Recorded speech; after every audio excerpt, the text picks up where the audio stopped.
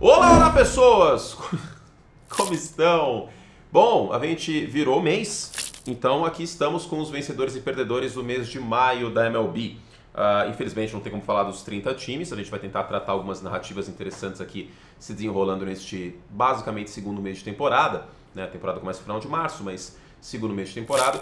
E como sempre, porque você vai esquecer, e aí eu vou ser chato com isso, né? Eu não faço isso todo vídeo, mas nesses de beisebol eu peço, por favor, dê o seu like, comente no vídeo. Eu sempre coloco uma pergunta nos vídeos de beisebol para vocês responderem, para aumentar o engajamento, porque a maior parte do público aqui do canal assiste só NFL, e aí o YouTube entrega menos os vídeos de beisebol.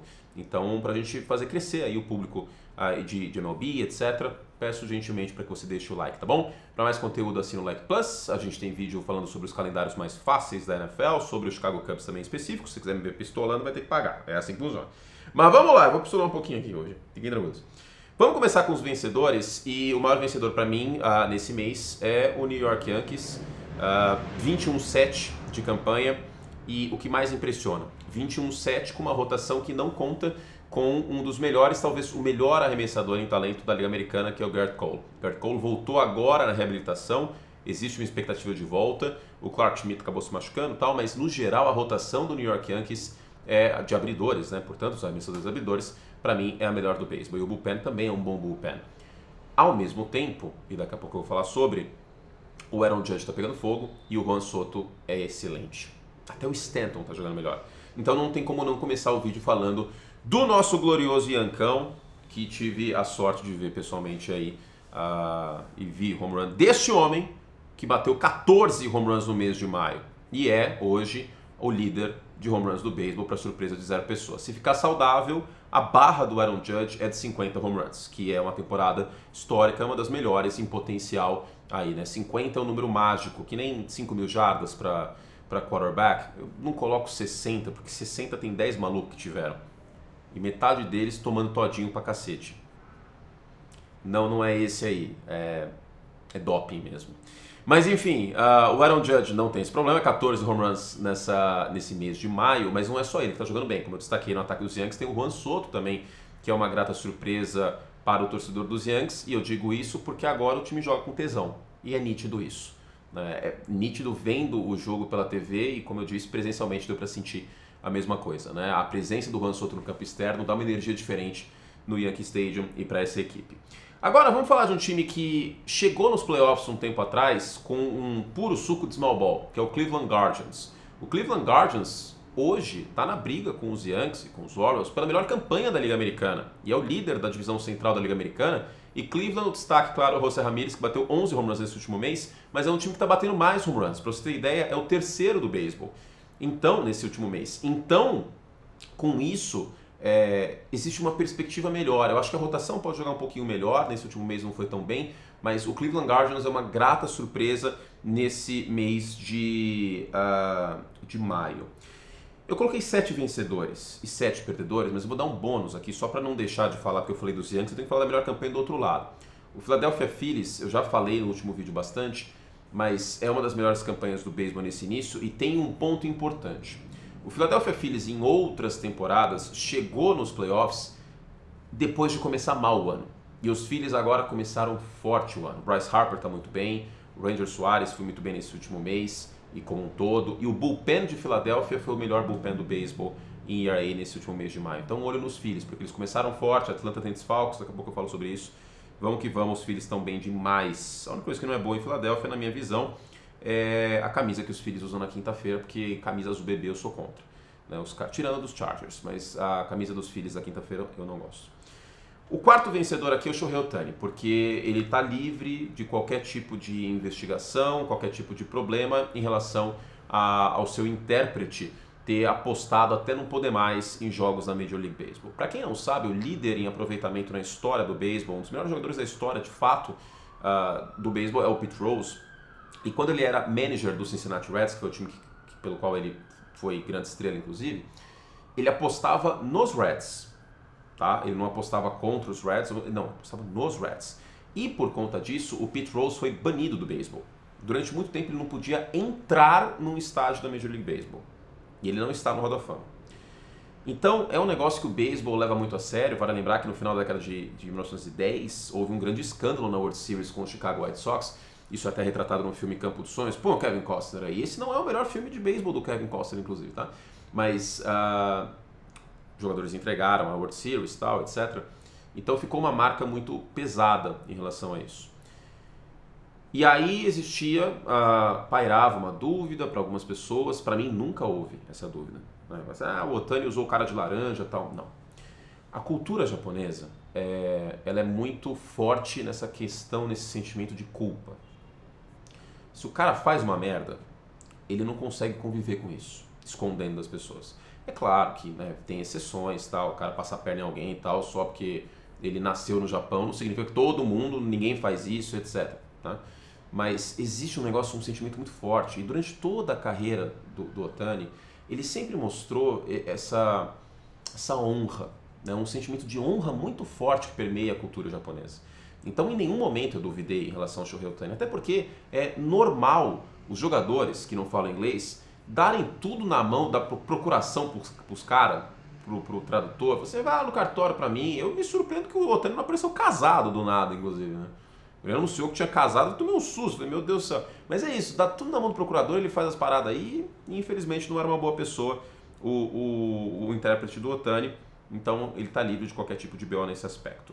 A divisão central, eu falei sobre os Guardians, mas a divisão central da Liga Americana também é uma vencedora, porque não só os Guardians estão bem. De novo, tem que mencionar isso, o Cleveland Guardians, o Kansas City Royals e o Minnesota Twins, que venceu a divisão no ano passado, os três estiveram entre as 10 melhores campanhas do beisebol nesse último mês. Tudo bem, eles jogam contra o Chicago White Sox, que é a pior campanha do beisebol, da Liga Americana e da divisão. Mas o Chicago Cubs sofreu para ganhar do Chicago White Sox na primeira partida da série, né? Então não é favas contadas, né? Enfim, vamos lá, foco. E por que eu estou frisando tanto isso? Porque essa é uma divisão que era o saco de pancada do beisebol e a várzea da Liga Americana nos últimos anos. O Detroit Tigers chegou na World Series há mais ou menos 10 temporadas, em 2012, e depois só lamentações. O Kansas City Royals foi campeão em 2015 e também depois só lamentações. Né? Então são dois times que ficaram durante muito tempo e os Tigers não foram tão bem nesse último mês, mas estão na briga. Né? Então essa divisão agora é uma divisão que mostra mais respeito. Né? Então isso é uma coisa importante para a gente ressaltar. Falando nessa divisão rapidinho, o Bobby Witt Jr., que durante algum tempo foi considerado um prospecto muito importante para o Kansas City Royals, eu acho que ele é peça-chave nesse desempenho dos Royals nessa temporada, desempenho ofensivo. Né? O aproveitamento dele é fantástico, é um cara de contato, né? 31%, são 25 corridas impulsionadas, ele está aparecendo na hora certa, então destaque aqui para ele. E você, torcedor do Boston Red Sox, eu peço desculpas pelo que eu vou fazer agora. Um grande vencedor é o Chris Sale. 0,5 de ERA no mês de maio, 5 vitórias. O Chris Sale está jogando para um cacete. E na ausência do Spencer Strider, isso é muito importante para o Atlanta Braves. Vamos para os perdedores, porque eu vou falar mais sobre Atlanta. Bom, o primeiro perdedor aqui do mês de maio, sem dúvida nenhuma, é o Atlanta Braves. Os Braves já tinham perdido o Spencer Strider, que é uma máquina de strikeouts e o mais talentoso, em termos de talento bruto, puro, jogador da rotação de Atlanta, liderou o beisebol em strikeouts no ano passado, e agora perdeu de novo o Ronald Acuna Jr., que foi o MVP da Liga Nacional no ano passado. O que o torcedor dos Braves se apega? O Chris Sale está jogando bem, o Osuna está batendo home run doidado, e que os Braves foram campeões sem o Ronald Acuna aí no início da década. Agora, o problema é que o Philadelphia está voando baixo. O problema é que tem os Dodgers com o Ohtani, com essa galera aí. Então, para Atlanta, pode ficar mais complicado. O segundo perdedor é Anthony Curti e os torcedores do Chicago Cubs, esse time maldito que consegue estragar a minha noite várias vezes durante a semana. O beisebol, ele tem... Agora eu vou falar com você que não gosta de beisebol, que não deu uma chance ainda. O beisebol, ele tem um caráter muito interessante porque ele faz parte da nossa rotina, né? É diferente da NFL, que também, obviamente, faz parte da nossa rotina, mas é um negócio tipo... no domingo, né? Aquela puta adrenalina. Então, foi muito palavrão, inclusive, né? Tem que parar de falar palavrão, mas enfim, agora já foi. Aquela baita adrenalina, né? O beisebol não, é um negócio de rotina e tal. E aí é gostosinho, cara, você chegar à noite e tal. Eu vou até pegar aqui, vou entrar no site do MLB, pegar o horário do jogo, que eu não sei de qual. Eu assino a MLB TV, etc. Então, eu tô lá, né, assistindo. Ó, 9 horas da noite hoje, tem Chicago White Sox, Chicago Cubs. Ontem choveu, etc. Aí fui lá, comecei a assistir eu comecei a ver o placar do jogo, eu tava no ar na hora, né? Aí os Cubs perdendo 5-0, aí eu pistola. Aí hoje às 9 horas eu vou ligar a TV, né? Eu vou jantar um burrito, vou ligar a TV. Hoje é quarta, tá, gente? Tô gravando esse vídeo na quarta. E aí eu vou passar raiva. Mas às vezes eu passo alegria, mas geralmente eu passo raiva. Então é gostoso, faz parte da nossa rotina. Né? Nesse caso, o beisebol nada mais é do que novela que faz você passar raiva, né? Porque passa todo dia e você fica bem pistola. Mas para resumir, o Chicago Cubs teve uma das piores campanhas no mês de maio. Nas últimas semanas, teve alguns momentos bons do bullpen, mas o bullpen dos Cubs é uma tragédia e eu não sei se o time vai atrás de alguém. O time é disfuncional, o Ian Happ oscila pra cacete. E o Milwaukee Brewers está voando baixo na divisão, né? Falei tudo isso sobre os Cubs, mas para falar um pouco bem dos Brewers, né?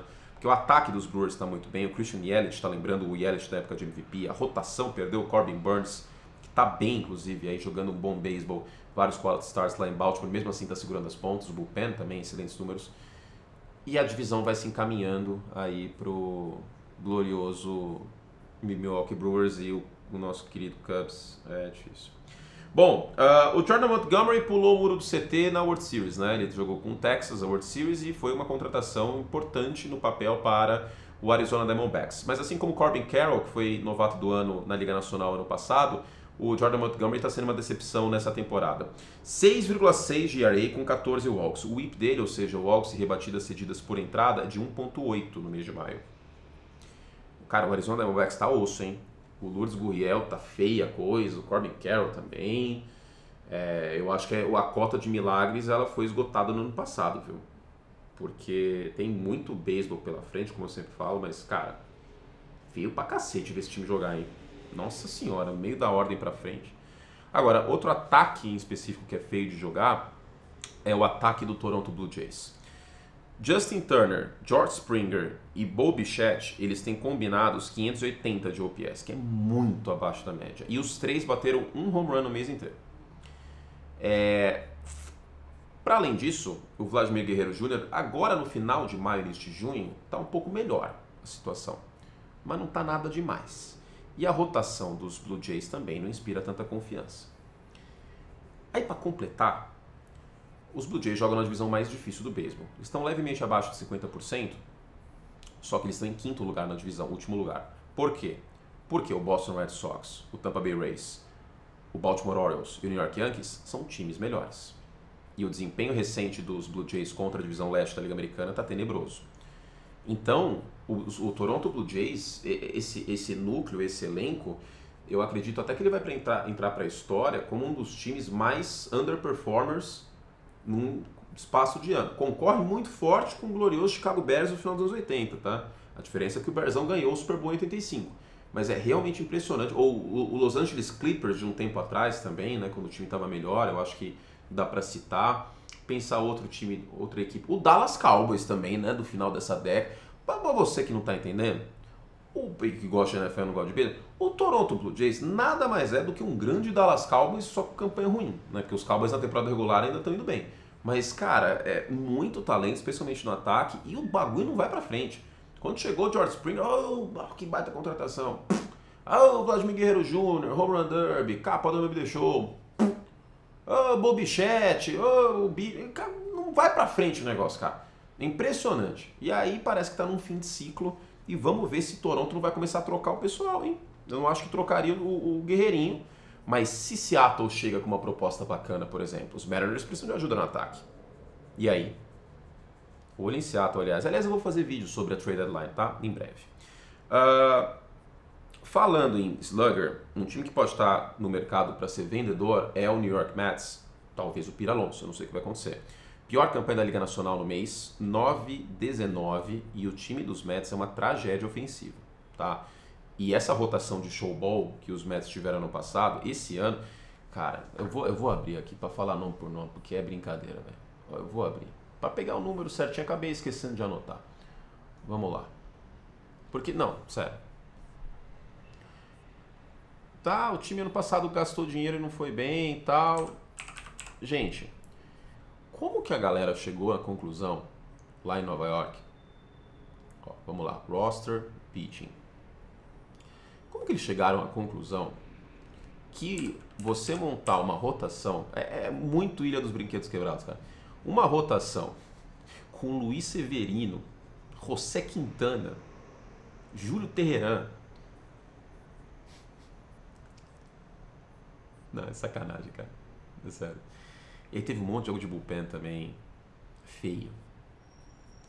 Muito feio. Quintana tem 5 de ERA. O Adrian Hauser também começou vários jogos. 7 jogos, tem 8 de ERA. Nossa senhora. O único jogador aqui que eu tenho um pouco de expectativa é o Scott, né? Que é jovem e tal, mas ele precisa ter mais consistência em segunda passagem da ordem em diante. Cara, puxado, hein? Isso porque o Severino, o ERA dele nem é tão horroroso, né? 3,21. Mas eu tinha visto que em maio, deixa eu ver aqui, em maio o ERA do Severino foi uma tragédia. Foi 4,97. Não, eu tô falando, cara. O New York Mets é caso de estudo, velho. Porque eles gastaram um rio de dinheiro no ano passado, no ano atrasado, tal, Scherzer, DeGrom, antes tinha o DeGrom, aí trocou, o Verlander, eu sempre confundo. E aí o negócio não foi pra frente. Aí eles resolveram montar uma rotação de Ilha dos Brinquedos Quebrados, porque, bicho, 2024, Luiz Severino, José Quintana, é sacanagem, né? Pelo amor de Deus. Só faltou o Stroman, que os Yankees acreditaram e eu vejo muito o Stroman espalhando a farofa nos playoffs. Mas enfim.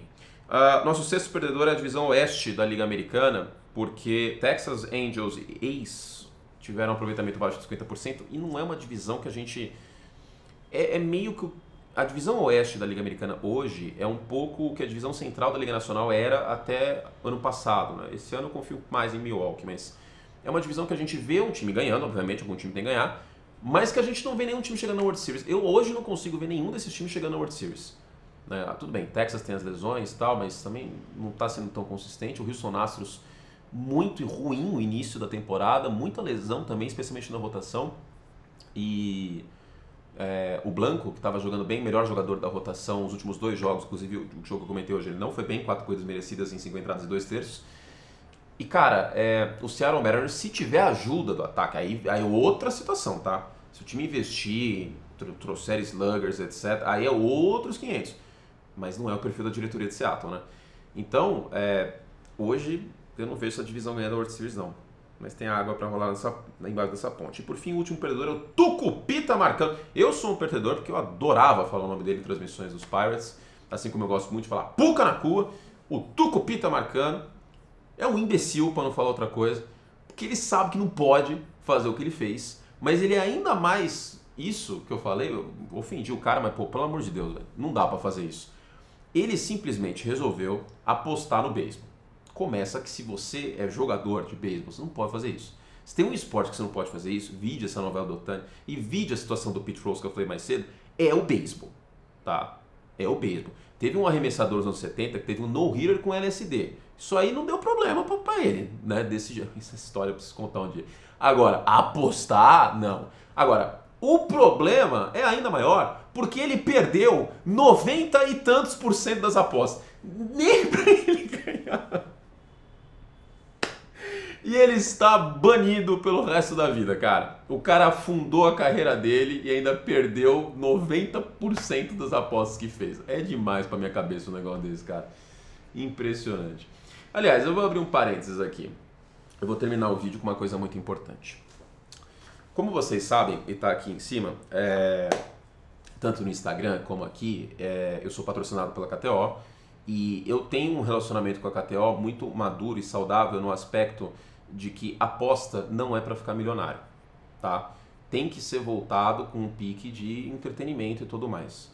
Tomem cuidado com isso. Então, sempre que eu falo sobre gestão de banca, eu fico aterrorizado com quem vira e fala, não, porque eu vou colocar 500 conto no São Paulo hoje e tal. Mas aí tá tudo bem, né? Não, tudo bem não façam isso. Mas se sua banca for 500, não é assim que funciona, tá? Se você gosta disso, né, e eu divulgo aqui meu cupom, CURTE20, tem 20% de bônus lá na KTO, faça uma gestão de banca, tá? Aposte 1 a 2% da sua banca. Se sua banca for 100, aí desculpa, mas você vai ter que apostar 2. É assim que funciona, médio e longo prazo. Não é para ficar milionário, tá bom? É muito importante a gente frisar isso para que haja responsabilidade. Então, temos aqui o apoio, o patrocínio da KTO, mas eu faço sempre questão de fazer uma coisa responsável e tudo mais sobre isso. Até porque o assunto permeou esse vídeo. Tucupita, você mandou muito mal, você não podia apostar, tá? O Tucupita não pode usar o cupom CURTE20, mas agora vai poder, né? Então, é isso, é triste, né? O cara tinha que ser um pouco mais consciente nesse aspecto. Fizemos todo o estrago que podíamos, um beijo carinhoso pra vocês. A gente volta em breve com mais vídeo aberto de beisebol. Eu vou fazer vídeo fechado para os membros, tá? Falar sobre os Cubs. E eu gostaria que vocês sugerissem, a pergunta do vídeo é essa: qual outro vídeo vocês gostariam que eu fizessem, tá, membros? Coloquem aí nos comentários. E em breve eu volto com um vídeo aberto no meio de junho. Não, meio de junho não, mais pro final do mês, né? Porque tem que esperar um pouquinho. Mas com quais times devem ser vendedores e quais times devem ser compradores na trade deadline. A janela de trocas do beisebol é bem mais movimentada do que a da NFL, embora a da NFL tenha sido mais movimentada nos últimos anos, tá? A gente volta em breve com mais. Beijo carinhoso, se você gosta de beisebol, peço por favor para que você coloque um likezinho aí para o tio like e que você comente no vídeo, tá bom? Beijo e até a próxima. Tchau.